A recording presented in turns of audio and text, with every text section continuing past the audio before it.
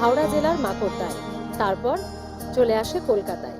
তার একটা ইতিহাস রয়েছে, সঙ্গে রয়েছে 251 বছরের পুজোর গল্প কথা।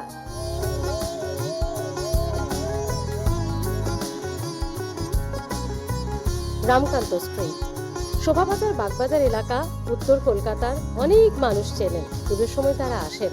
কিন্তু আমরা অনেকেই হয়তো জানি না এই বাড়ির চলে আছে হাওড়ার মাকড়দা থেকে কলকাতায়। কলকাতায়। তারপরে এখন বর্তমানে আমাদের ওখানে আর মানে আমাদের ফ্যামিলির কিছু নেই, আমাদের জ্ঞাতি টাতি থাকতে পারে। এই হচ্ছে তার মানে আপনি হিসেব করে নিন যে পুজোটা কত বছরের। আমার হিসেবে 250 বছর হওয়া উচিত।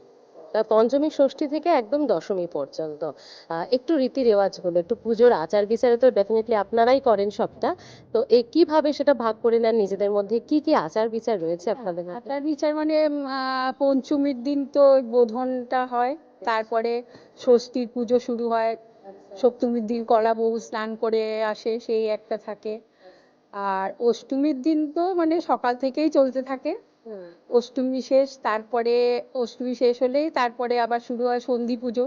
সন্ধি পুজোটাও থাকে, তো এই সন্ধি পুজোয় আমাদের কাজ থাকে কি, মানে একটা পুজো অষ্টমী পুজো শেষ হয়ে যাওয়ার পরেই যে সন্ধি পুজোটা, তখন আবার সব বাড়ির মেয়ে বউ সবাই মিলে আমরা পদ্ম ফোটাই, খুব আনন্দ হয়, সবাই আসে, খুব আনন্দে দিন কাটে। পুজো কিভাবে শুরু হলো সেই ইতিহাসটা একটু মনে আছে কি?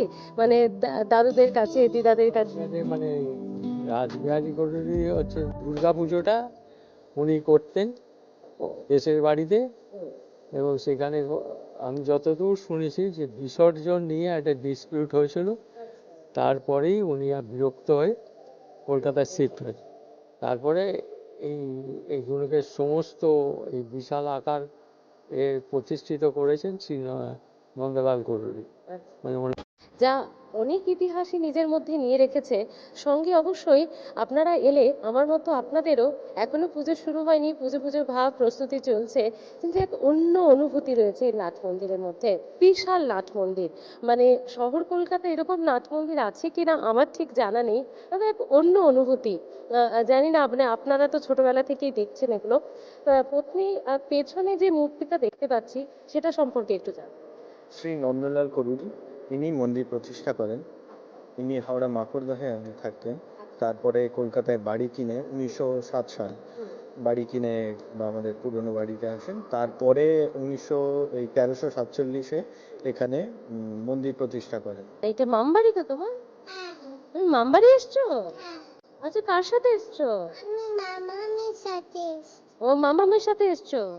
আচ্ছা, কদিন পরে পুজো তো। আচ্ছা, আচ্ছা, আর পুজোতে কটা জামা হয়েছে? অনেক।